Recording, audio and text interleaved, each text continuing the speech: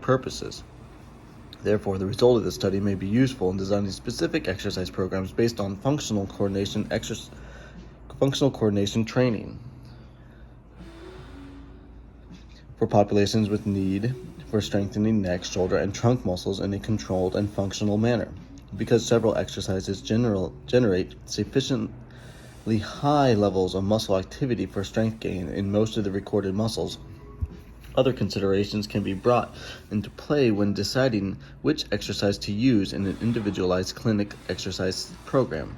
For example, the exercise prone plank and horizontal side support provided very high activity of the abdominal muscles. The bracing exercise, which is also often applied exercise for the abdominals, generally resulted in low abdominal activity, 10 to 20% of maximal, and cannot be considered a strengthening exercise for untrained subjects. Exercises involving isometric muscle contractions without external resistance are earlier shown to generate insufficient levels of muscular activity for strength gain. However, the bracing exercise may still serve a purpose in the early part of the training program, where the goal is to improve the ability to contract the muscles without an external resistance. For example, after cesarean section or other kinds of open surgery involving the abdominal wall.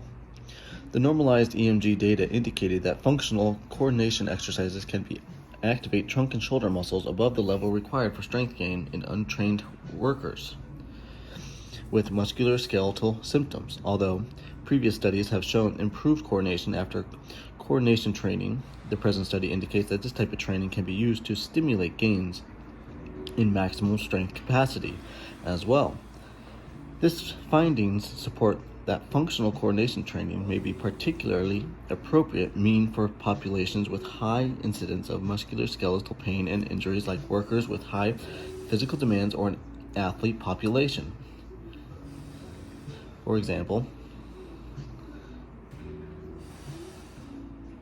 the body blade exercise activates the often pain-afflicted erector spinae and trapezius muscles to sufficiently high levels for strength gain. Moreover, the high muscle activity of the trunk and shoulder muscles during the controlled functional exercises also indicates that they may be suited for injury prevention, rehabilitation purposes, and strengthening of the trunk and shoulder muscles for an athlete population.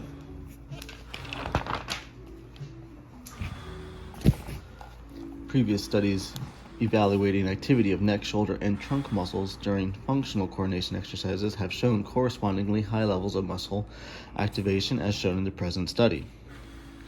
However, these exercises were performed by younger or well-trained non-symptomatic subjects with a lower level of muscular activity.